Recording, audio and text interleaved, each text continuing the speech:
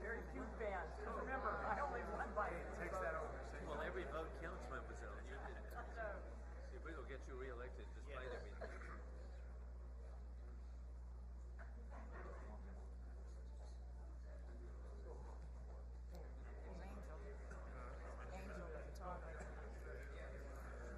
Looking down at my phone, I better.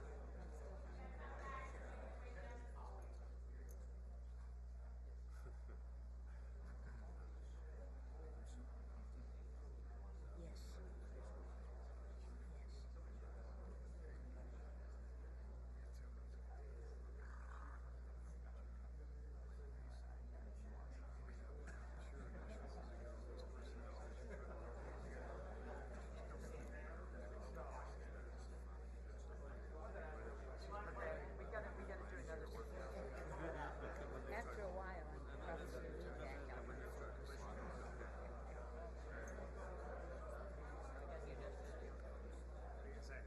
Okay. I'm standing here with Juan Siscomani. We're about to have a press conference in the Rayburn Room. We passed all the good, the bad, and the ugly. One big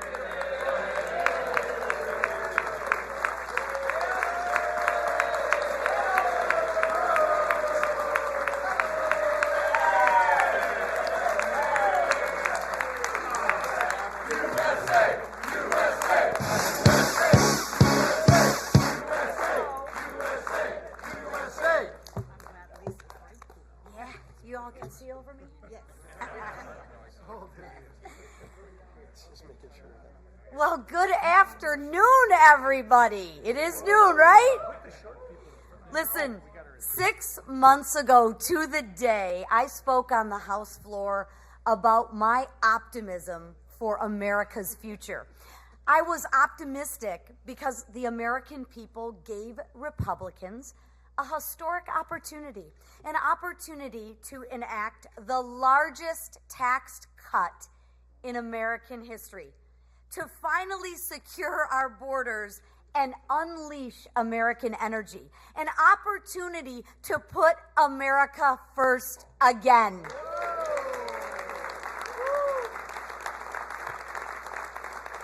Well, I am proud to say, House Republicans, we delivered.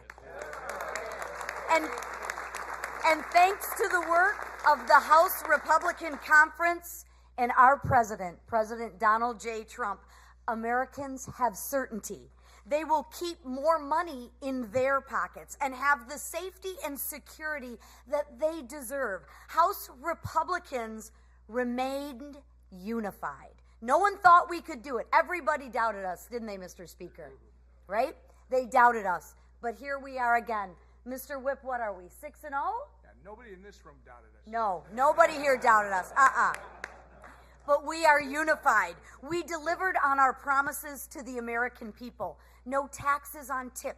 No taxes on overtime, tax relief to seniors, enhanced child care tax credits, elimination of the death tax, more ICE agents. We're finishing the border wall and funding the Golden Dome.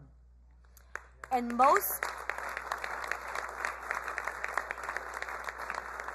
for all the fear-mongering that goes out there from the Democrats, we actually secured Medicaid for those who need it most. Vulnerable Americans, pregnant women, and the disabled. Compared to the Democrats, who would rather give Medicaid to illegal aliens and MS-13 members. Democrats are fear-mongering because they have no vision, no plan, and no leader.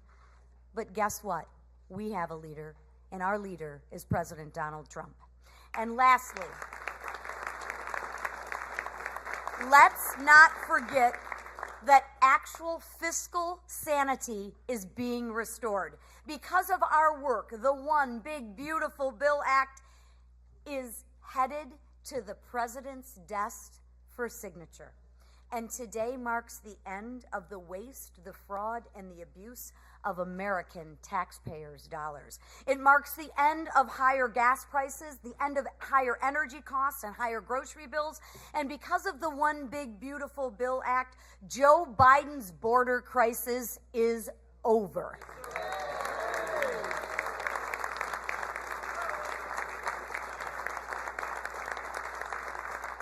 Listen, I applaud my colleagues who worked tirelessly. I don't think the speaker and the whip and the leader have slept in days. But they've worked tirelessly to ensure that we actually delivered on our promises. And I thank President Trump for his leadership in getting this bill across the finish line. Without his leadership, none of this would have been possible. His vision, none of this would have been possible. But today, we passed actual transformational legislation that will impact every family.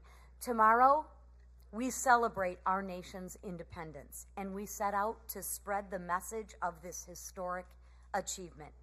But today, ladies and gentlemen, we are going to celebrate. President Trump and the American people's agenda has been delivered. And the man who probably had one of the most difficult jobs was Mr. Emmer, who actually had to whip and count all the votes and get everybody into line. So without further ado, our whip, Tom Emmer.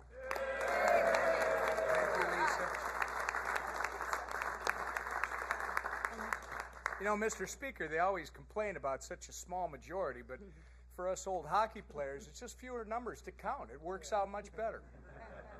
On November 5th, Americans elected a Republican House, a Republican Senate, and a Republican President with a mandate for change, a mandate to undo the failed policies of the last 4 years and to deliver on President Donald J. Trump's America First agenda. Today, we're all proud to report that by passing our one big, beautiful bill and sending it to President Trump's desk to be signed into law, we are fulfilling that mandate. This is a once-in-a-generation piece of legislation that secures our border, unleashes American energy, allows families to keep more of their hard-earned taxpayer dollars in their pockets, cuts waste, fraud, and abuse in government programs like SNAP and Medicaid, modernizes our air traffic control system, strengthens our national defense, and so much more, all while implementing the largest cut in mandatory spending in our history.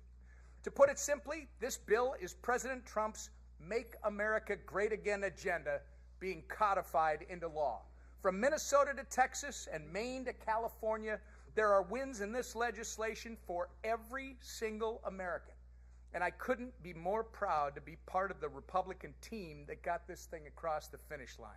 I want to say thank you to our Speaker, Mike Johnson.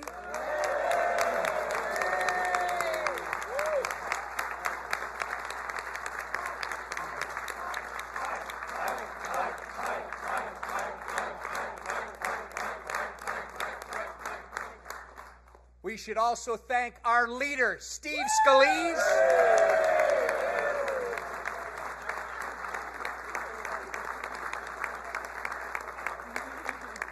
And while she won't tell you what she's doing, we got to give a big thank you to our conference chair, Lisa McLean. I want to thank the chairman of all our committees that worked on the reconciliation instructions for doing all the hard work behind the scenes of putting this bill together. And most importantly, and people who know me know that it's about the team, I want to thank the members of our House Republican Conference for uniting as a team and getting this thing done.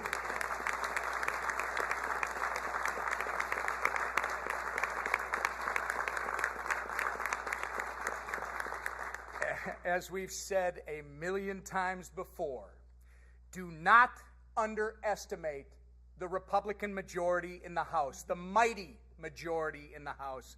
This legislative process may not always look pretty, and there will always be many tough fights, but one thing is certain: we will always deliver on our promises to the American people.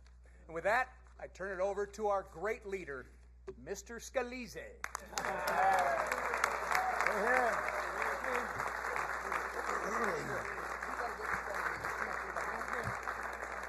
Well, thank you, Whip, and what a beautiful day here in America. It is the golden age of America again. America's coming back. And I tell you, a lot of people wrote this bill off for dead.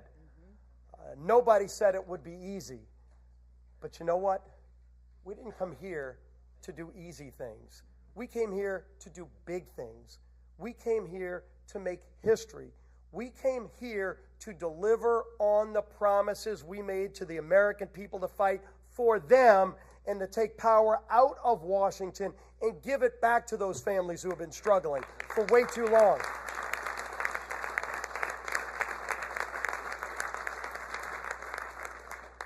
Now, we had a little bit of debate on the floor today. You got to see a difference between the two parties in Washington, maybe more crystallized than we've ever seen before. And I think that's a good thing. I hope America watched all of it. Watched Democrats falling asleep behind their leader as he went on and on trying to scare the American people with lies, with scare tactics, with depressing stories about things that will never happen unless Democrats keep running this country. But the American people said, we will not live in fear. We are not a country of fear. We're a country of hope. We're a country of optimism. We're a country that believes our brightest days are ahead, and they elected Republicans to deliver on those brighter days.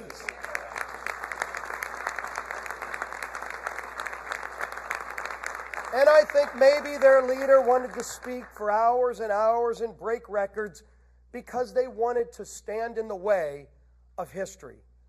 But history is not going to be denied.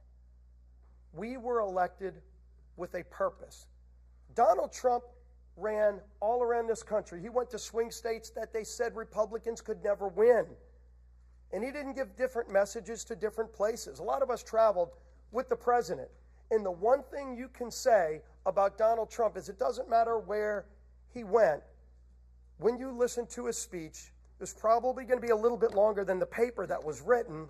Might have been about a 15-minute long speech because President Trump speaks from the heart. President Trump expanded our base. It wasn't just the typical Republican voters. It was people of all walks of life, people who had given up on Washington because Washington gave up on them, and they finally saw a leader who was willing to fight for the hardworking people of this country. That's who Donald Trump has always been. And all the people that knock Donald Trump ignore one important fact. There is no better, more passionate fighter for America and its hope and promise than Donald J. Trump. And President Trump said at every stop, if you elect me, if you give me a Republican House and a Republican Senate, these are the things I will do. It was kind of historic in a lot of ways. It should be commonplace that a presidential candidate runs on specific things and then delivers on every single thing he ran on. He said, I'm going to secure America's border. His opponents said they were going to keep the border open. He said, I'm going to actually make our country energy independent again and end the war, the attack on American energy that we've seen for 4 years, crush jobs, crush the economy, force families to pay too much for gasoline, and embolden the enemies of our nation like Russia, Iran, and others. And those days are over with this one big, beautiful bill. And President Trump said a lot of other things, but what American people knew about not only electing Donald Trump, but about keeping this House majority and about electing a Republican Senate is that they said, we're going to entrust this group of people to go and be different and to deliver on those promises. And when you look through all the historic things in this one big, beautiful bill, the wins for hard-working families, win after win after win, it's delivering on those promises. We are going to see economic growth. When Donald Trump signs this bill tomorrow on America's birthday, the independence of our nation, you will start seeing historic growth like we've never seen before. I've been proud to work on a lot of important pieces of legislation. There is not one group of people, and there is not one bigger piece of legislation that will deliver more great benefits for the hardworking families who have been struggling in this country than this one big, beautiful bill. There's a reason it was hard. There's a reason that it wasn't 2 committees like Tax Cuts and Jobs Act. It was 11 committees involved. Historic. We made great historic reforms in education policy. First ever repeal of a Second Amendment tax in the history of our country. a constitutional right being taxed, gone in this bill. You've heard about a lot of the other provisions. One of the things you didn't hear about is school choice. Federal school choice for the first time ever. So low-income families will have an opportunity to get their kids out of failing schools. Every Democrat voted against all of those things. And they're going to have to explain that. Once the lies and the hot air and the long-winded speeches are over, people are going to go, I'm better off today now that this bill's signed into law and all the things you said didn't happen, but the great things that Donald Trump and this Republican majority promised did.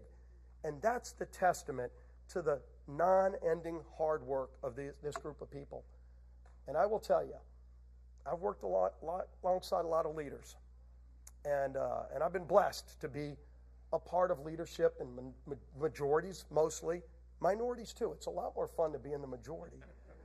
But you get in the majority to do the big things, to do the hard work. And believe me, this was hard work. You all know it. You all know how many times this bill could have died if we just said, you know what, it's probably not going to get there. There's a lot of reasons why you could say it's just going to fail. But this group always said from the beginning, and we told you this and we meant it, failure's not an option. Because the American people are counting on us. There's too much at stake. There was too much at stake from the very beginning, and we knew the power of what this bill will do for those families who were counting on us. And so every time it would have been easy to give up, we just thought about those families who entrusted us with their vote, and we had to deliver for them. We figured out a way to come together. People you never would have thought showing up voting yes. And I will tell you, all the leaders I've served with, I don't think there's one that held this group together. Complicated majority, narrow majority, narrowest we've ever had. We were down a 2-vote majority at the beginning of this process. And Speaker Mike Johnson never one day wavered on his commitment. Donald Trump absolutely was our closer, and Donald Trump never stopped. Every day was there in the fight. Who do I need to call? What do I need to do? No president more directly engaged. And believe me, tomorrow at the White House, you're going to see a proud president who's ready to deliver on his promise to the American people.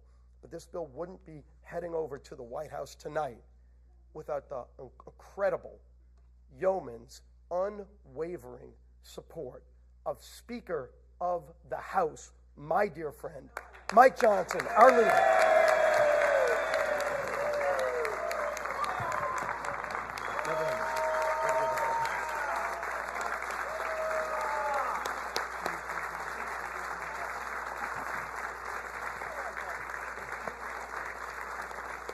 Thank you.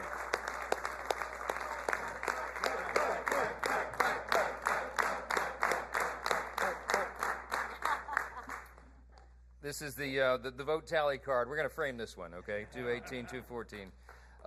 Listen, I'm not going to give you a long speech. A lot has been said today, and these people are exhausted. A couple of us quite literally haven't slept in 2 days, so I'm a danger to myself and others right now. I'm not going to speak off the cuff. I'll just say this. I mean, many of you have asked me this question in the hall over the last couple of days. But when it looked like that we might actually deliver this thing, particularly this morning, how did you know? I mean, what kept you going? Why did you think this was possible? You guys made an audacious plan. You brought the most comprehensive, complicated piece of legislation, probably, arguably in the top 2 or 3 in the history of the Congress, with the smallest margin in U.S. history, which we had for a big chunk of the first 100 days. And you put this audacious timeline. You said you were going to pass it out of the House by Memorial Day. I mean, some of you openly laughed at me when I said that back in early February. And then we said we would get it done by July 4th. We beat Memorial Day by 4 days, and we got this one done a day early. I just want to point out, okay?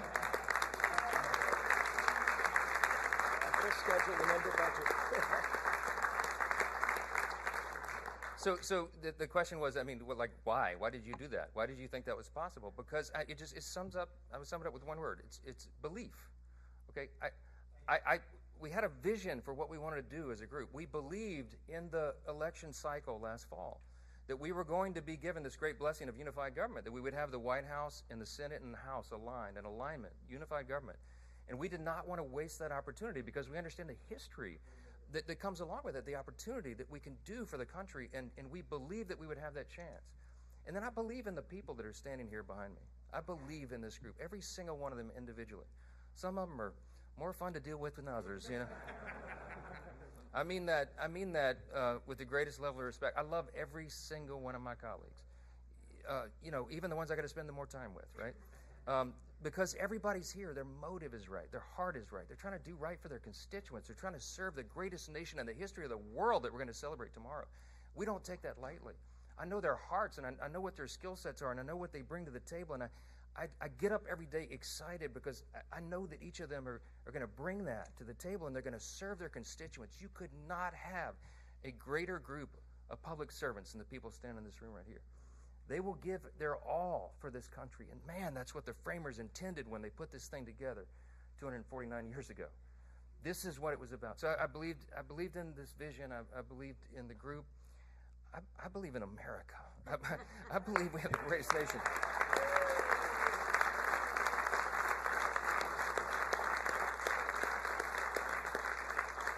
I'm going to say this very simply, and everybody here would articulate it in their own way. We had a tough 4 years before this last election cycle. America we were in deep trouble.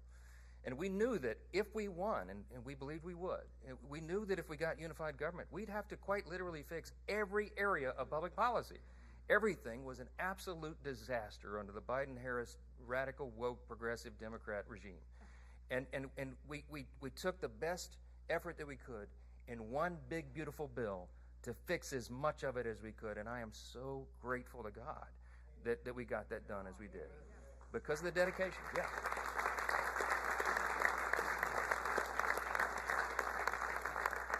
Lastly, it's no secret, I do believe in God. I believe in that motto that's up that I referenced in the floor speech a little while ago. I believe that is what has made our nation the greatest in the history of the world. And some people shake their heads and they think that's old-fashioned or something. That is a fact. When the framers put this together, they stepped out in faith. They did something that no nation had ever done before. The great statesman, philosopher G.K. Chesterton of Great Britain said, America is the only nation in the world that was founded upon a creed. And he said it's listed with almost theological lucidity or clarity in the nation's birth certificate, the Declaration of Independence. We hold these truths to be self-evident, that we recognize, we boldly proclaim the self-evident truth that our rights do not come from the government, they come from God himself. He's the one that gave us our rights. That's right.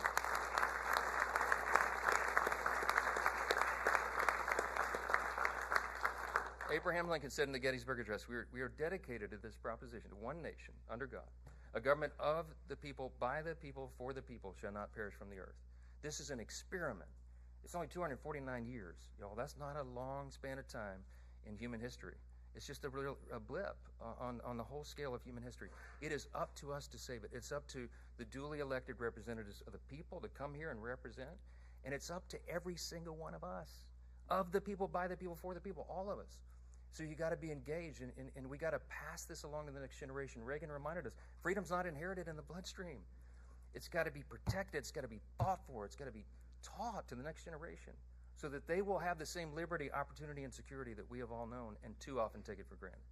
So I just want to say, we're going to get to the main event here. We're about to sign this bill and get it over to the White House, okay?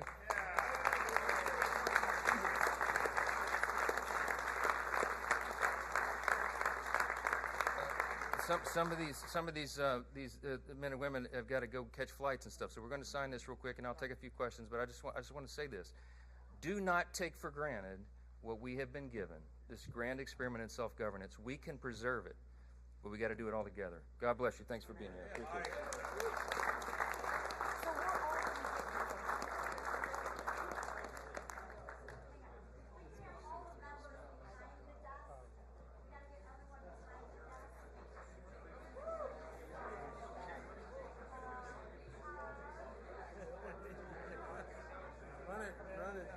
Run it. I want to be the runner. That's the coolest.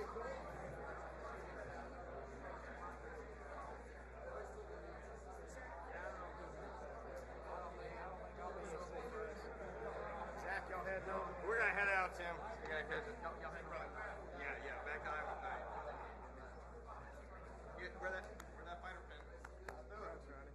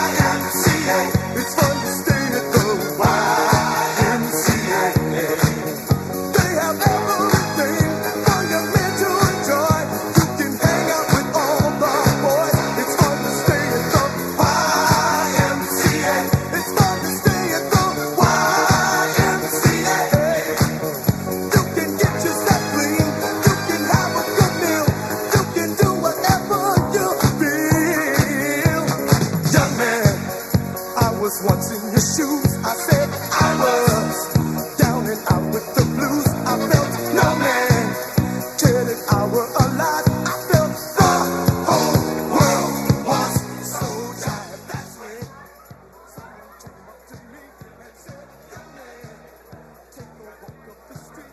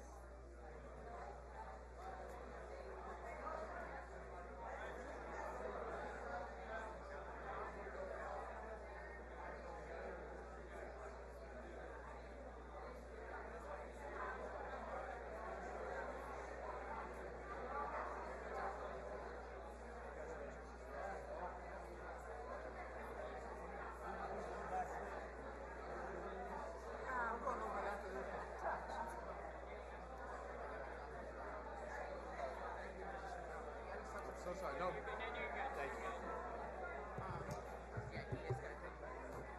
Oh, he's coming back. Okay.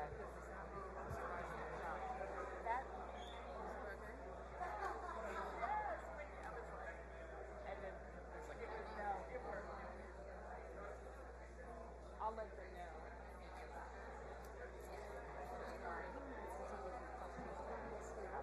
Whatever you want to do. I told him the same. I'm going to tell him to take like 2. I did told him that too. If he wants to take him, I say you take 2. I don't think he needs to take it. I agree. Can I tell him that? Yeah, of course. This is I would his like to. pen that he signed it with. I I'll think you hold might it. want I'll hold it and to give keep it it to for him. I him. will. Thank you so much. I gotta do this. Press one, press one, yeah. Oh, Okay, sorry for all the chaos. That was kind of fun. A couple questions real quick. Yes.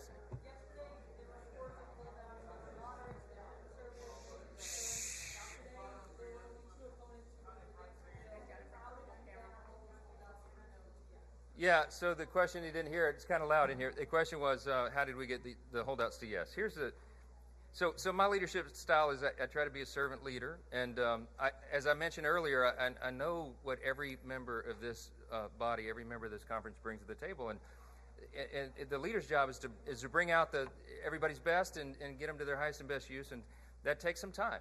So what happened procedurally, not to get too deep in the weeds, but we got the Senate modifications to the House bill. Now, we're really proud because the big, beautiful bill, 85 to 90% of it is the original House product that we ourselves drafted over the course of more than a year. But when we went to the Senate, of course, as the other chamber is apt to do, they made some changes. They sent it over to us. We didn't have it for a lot of time. And so some members wanted to go really deep in the weeds on the changes, and they wanted to fully understand what those amendments were and how they would interact with the rest of the bill and how the administration would administer the new laws. And so there was a process there for a couple of days where we allowed that time for them to explore all that, to talk with leaders in the administration. President Trump was so generous with his time, answering questions himself. Vice President J.D. Vance was directly engaged. We had cabinet secretaries at a number of different federal agencies answering questions from members. Some of them even brought their agency attorneys in to get really deep in the weeds on the details. I knew as the leader that we would have to take the time to do that. And so some of that went into late into the night. And I was not going to make anybody, I was not going to demand anybody's vote or their position on the bill until they felt that they had exhausted that opportunity. So we did it, and that's how we got everybody yes. Yeah.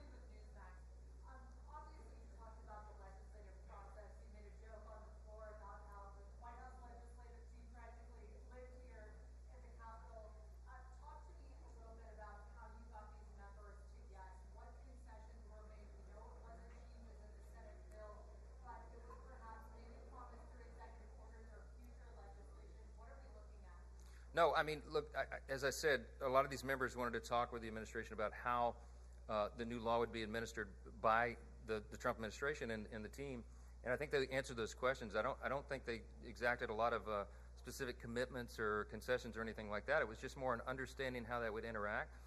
As you know, this president has been a bold leader. By last count, he's issued over maybe close to 160 executive orders so far. We're trying to codify as many of those as possible, so a lot of the discussions were about what executive orders will be forthcoming as it relates to the new legislation, and how can we be involved as a House to codify that and do all that in a coordinated fashion. The beauty of unified government is this is exactly how it can work and how it's supposed to work, is that you have an interaction between the executive and the legislative branches, because that's what's best for the people, and that coordination is going to yield great results for the folks. So that was part of the discussion yesterday.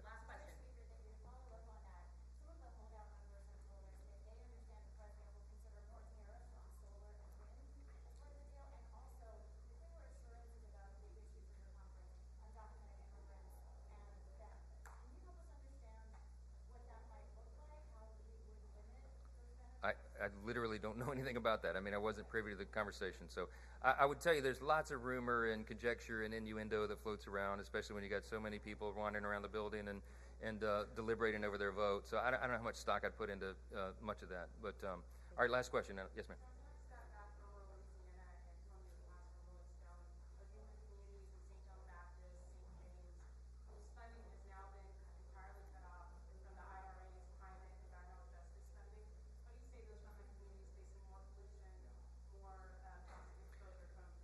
Look, I think a lot of the estimations about what this legislation would do in a negative manner to communities in my state or any other are far overblown. I can tell you that this bill is going to be a great thing for everybody around the country, my constituents especially. What's good for Louisiana is good for America. We've got great tax policy here. I think they're going to feel this pretty quickly. Wages will rise. I think household income will go up. I think the job participation rate will increase dramatically. I think unemployment will be low. We're going to duplicate what we did in the first Trump administration. Remember, at the first 2 years, y'all have heard me say 1,000 times, it's objectively true. We had one of the greatest economies in the history of the world, and we're going to do that again, except this time much more comprehensively. We did tax cuts and regulatory reform, and that brought about a resurgence of the U.S. economy. That's what's going to happen here. It's about to happen on steroids, and we can't wait for that to happen. This is jet fuel for the economy, and all boats are going to rise.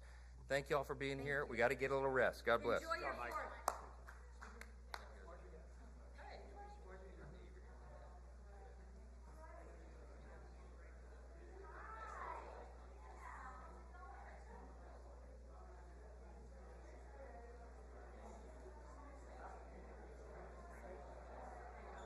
Thank you. Thank you.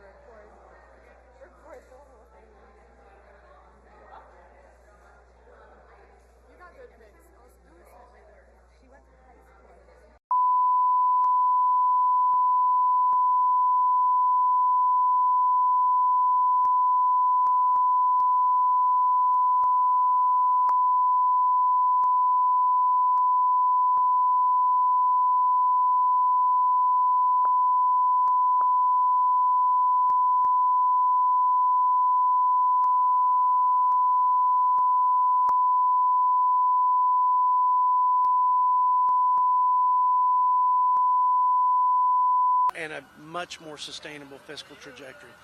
You know, that's the beat of my heart, and a lot more work to be done. I will acknowledge that. Thank you. That being Yep. said, do you think that this is going to Thanks for your questions. Thank you. Do you think this is going to be something Republicans can sell? Oh, yeah. This year, or do you think Oh, gosh, yeah. You know why? Because you've got to contrast what's happened over the last few years under Democrat unified leadership. Historic 40-year high cost of living crisis. People have lost thousands of dollars of their family budget. And literally, people are having to make decisions based on paying their rent and providing for their families and food they buy at the grocery store. This is going to bring down the prices. It's going to strengthen the economy, and it's going to improve their quality of life, including better opportunities and bigger paychecks. So it's a great thing, and they will feel the difference, no doubt. You bet. Sorry. Take what I think was probably an 80% burden hand of what we were able to achieve with what I think the administration could do, and I chose the latter. Congressman, you expressed a lot of hesitation, Yeah. a lot of questions about this bill. Yeah. Americans, your voters, watching you now as a yes. Yeah. Can you just walk us through how you got there and really what changed things for you to get to yes? Sure. Well, first of all, yesterday we got a significant conversations with the executive branch about what they can do to deal with the ridiculous amendment that was thrown in at the last minute, the 11th hour in the Senate on the Green New Scam subsidies. We were also able to get some significant, I think, assurances of what they're doing on spending, things they can do, as we've been talking about, rescissions through the pocket rescission process that the executive branch is carrying out, plus other things that I can't quite get into at the moment that I think will have significant impact on spending. But finally, most importantly, look, through the whole process, at every turn, we've had times where we've actually pulled the trigger, voted no, took down the bill in the Budget Committee. We've done it in the past. But sometimes you have to just take a step back and say, look, we're going to take the wins, right? So earlier in this process, they said, you're not going to get more than about $300 billion. We got $1.6 trillion. They said, you're not going to get anything on Medicaid. We got $1 trillion on Medicaid, work requirements, serious reforms, provider tax changes that they said we couldn't get. In the House, they said, you can't get provider taxes. We were even told you can't get provider taxes. We had a fight with leadership and even with the White House about provider taxes. And then we were able to work with the Senate to get that through on the Senate side. Then we were able to they said, oh, you're not going to be able to touch the signature agenda item of Biden on the Green New Scam subsidies. And we did. We got about $500 billion worth. So, but at each stage, you take the win. Here at the end, the question was what did the Senate do? I would have liked to have gotten more, let's be clear.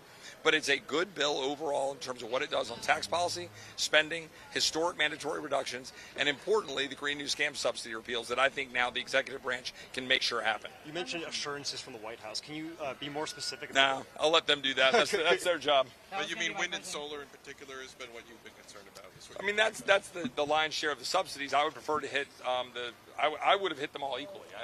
Carbon sequestration, batteries, all of it. I think all of it. None of them should be subsidized.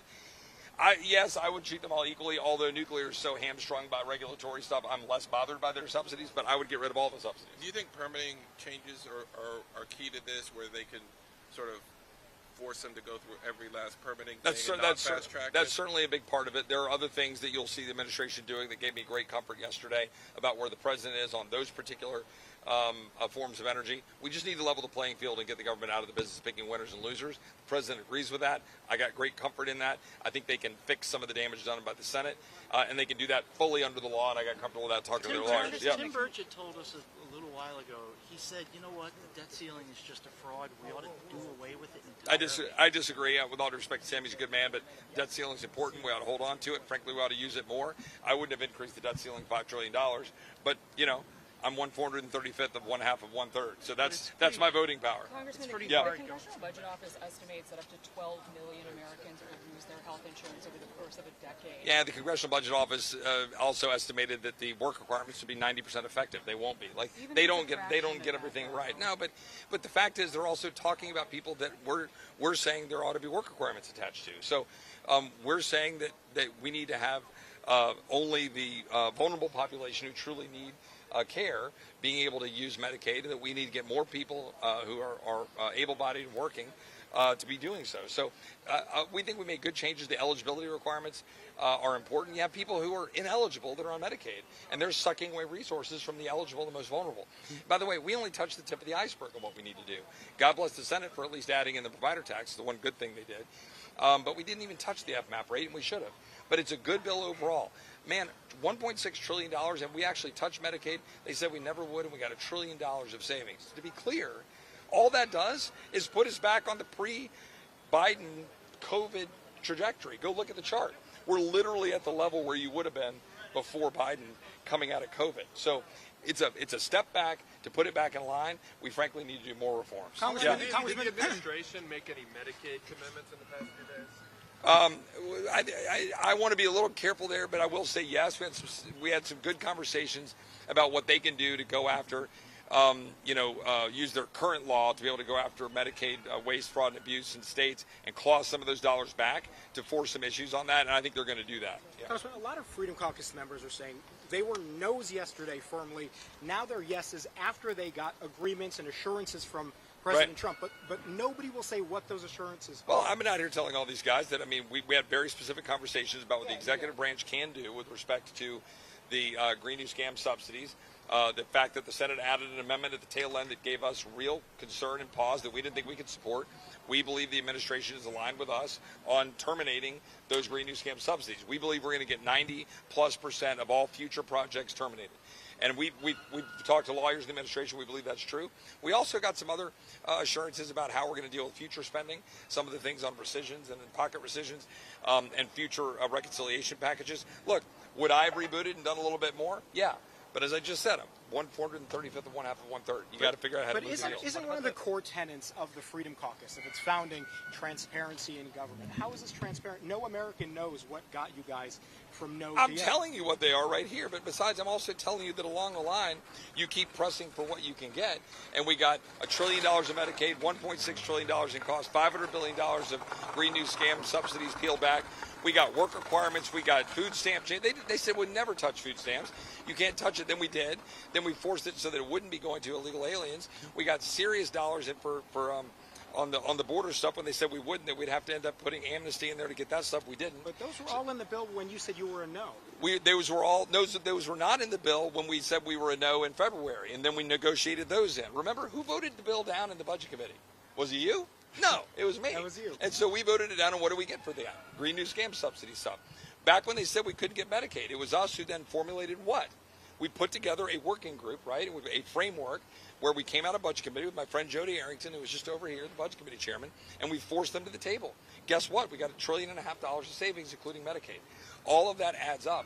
And then here at the end, through last night, we were a no. I was a no.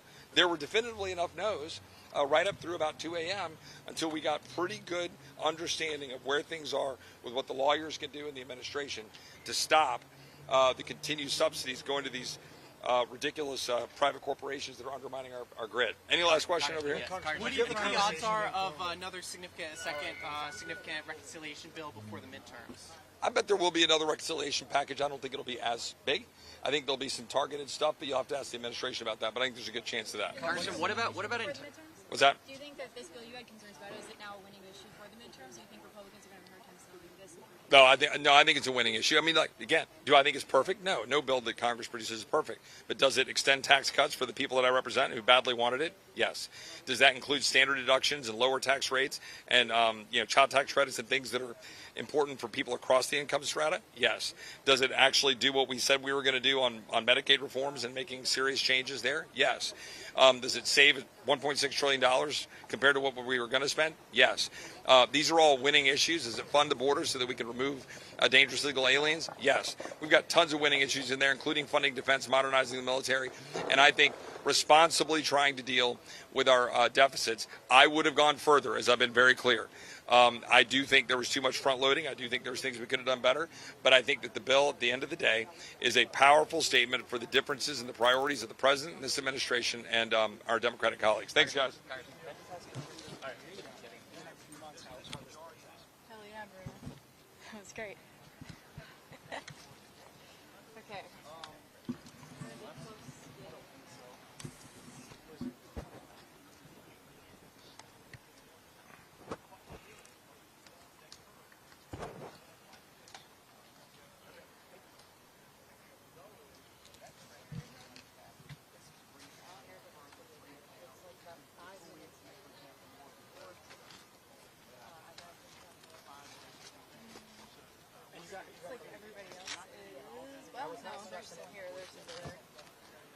stressing it because I saw you over there.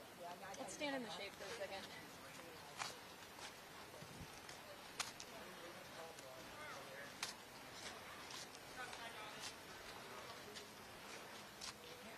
Oh, that makes a difference, doesn't it?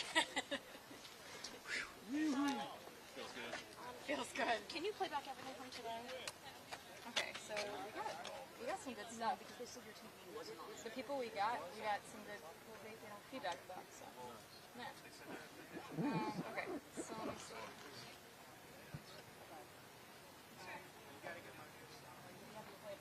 And I should only be the...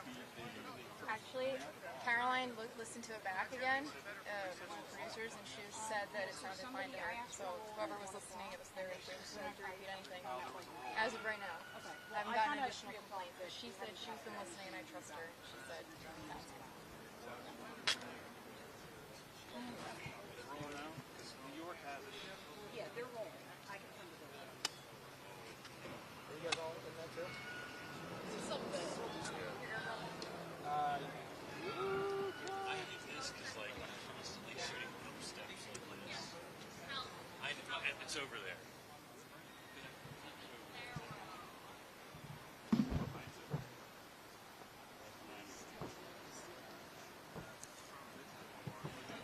First off, it's equipment. I was here before, those ones doesn't exist anymore. Looks like all the networks left. Yeah, I think he's CNN. The skinny guy. Oh. Yeah. That's News Nation. NBC, I think, also left.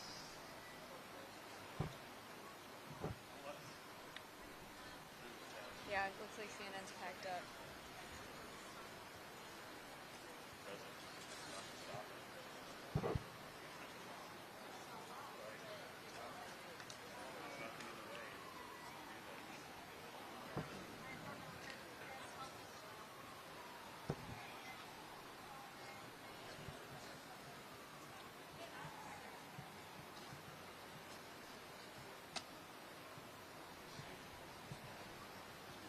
I'm just gonna look and make sure everyone's gone, and then we can call it. Okay. Serious about his suit. He's got jacket sharp. I was gonna ask him when he got it. Other people more substantive questions.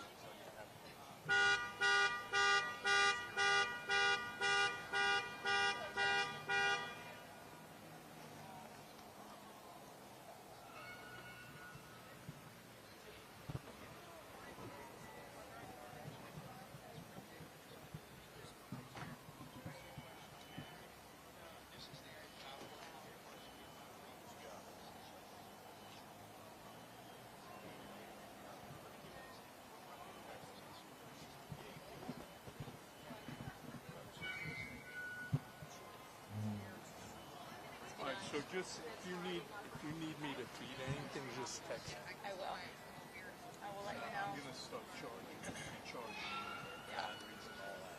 I'm gonna charge my battery. Okay. Go drink some water, will you? Thank you. All right.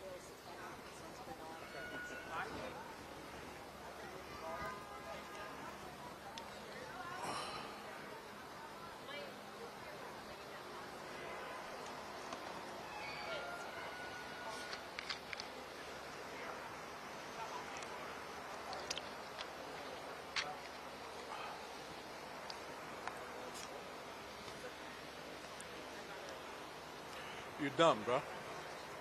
You're done. You know?